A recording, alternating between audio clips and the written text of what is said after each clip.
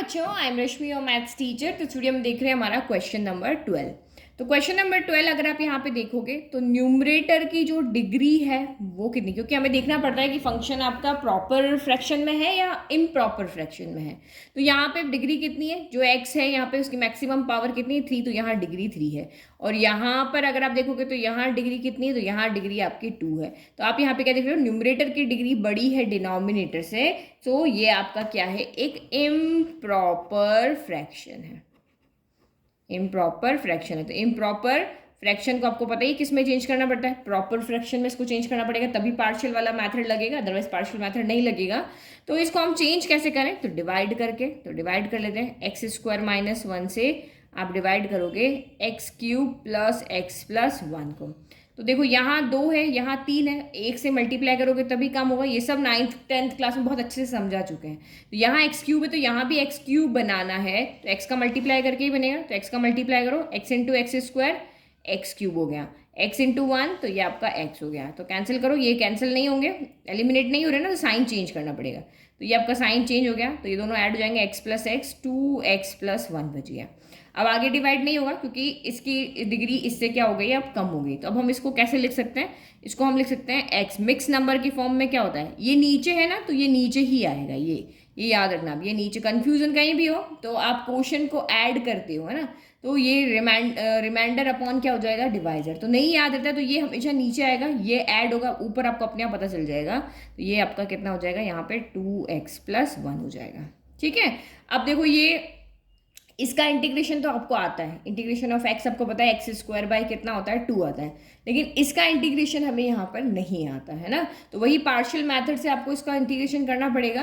तो ये अगर आप यहाँ पे देखो तो ये आपकी, क्योंकि एक क्वाड्रेटिक इक्वेशन बन रही थी, तो ए स्क्वायर माइनस बी स्क्वायर से 2 ब्रैकेट आ जाएंगे, एक्स प्लस 1 आ जाएगा, एक्स माइनस 1 हो जाएगा।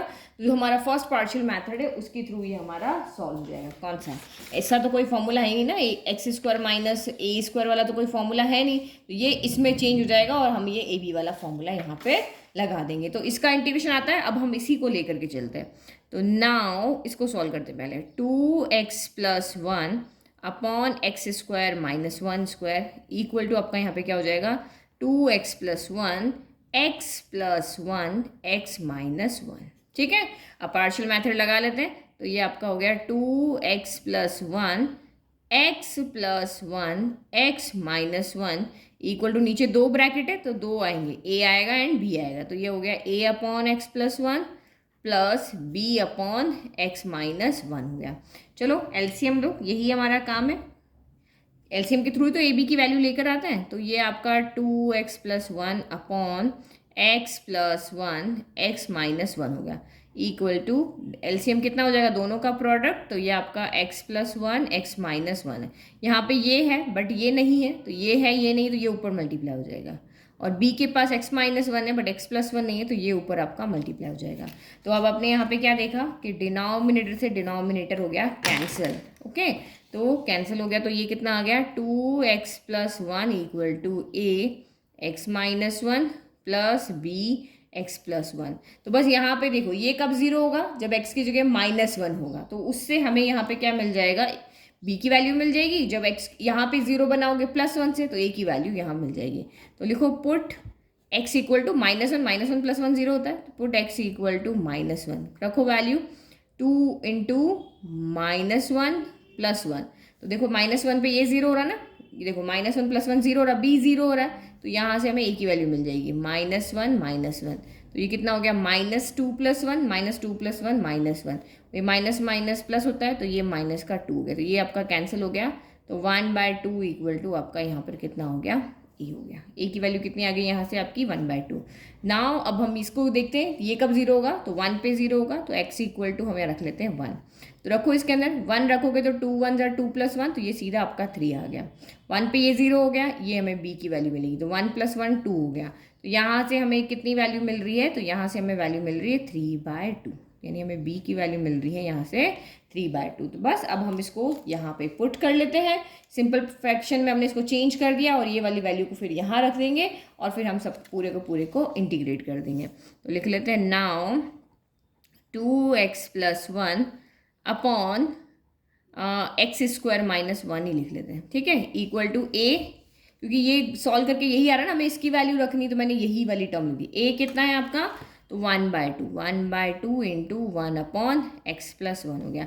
और बी कितना है, तो आपका 3/2 इंटू 1/x-1 हो गया। तो अब यहाँ से क्या करेंगे, ये वैल्यू जो है, ये वैल्यू उठा करके यहाँ से ले जाके यहाँ, क्योंकि हमें इसको इंटीग्रेट करना है ना, इसे ओनली इसको नहीं करना है, इस पूरे को करना है। तो अब हम क्वेश्चन लिखेंगे, ये लिखेंगे, और इसकी जगह जो पार्शियल फ्रैक्शन हमने बनाया है वो लिखेंगे। तो वापस हम जाते हैं अपने क्वेश्चन के ऊपर। नाउ वी कैन राइट, ठीक है, इसको लिख रहे हैं। सबसे पहले क्या है आपका, x है, तो आप यहाँ पे क्या लिख दोगे, x लिख दोगे। और फिर ये वाली टर्म है, यही वाली टर्म है ना, ये वाली लिखो, तो इसकी जगह पे आप यहाँ पे क्या लिख दोगे, +1/2 इंटू 1/x+1, फिर +3/2 इंटू 1/x-1 हो गया। अब हमें इसको क्या करना है, इंटीग्रेट करना है, तो इंटीग्रेशन लिख दो, integrating with respect to x, तो ये आपका हो जाएगा x³ + x+1 divided by x² - 1 dx हो गया। फिर equal to integration of x dx हो गया।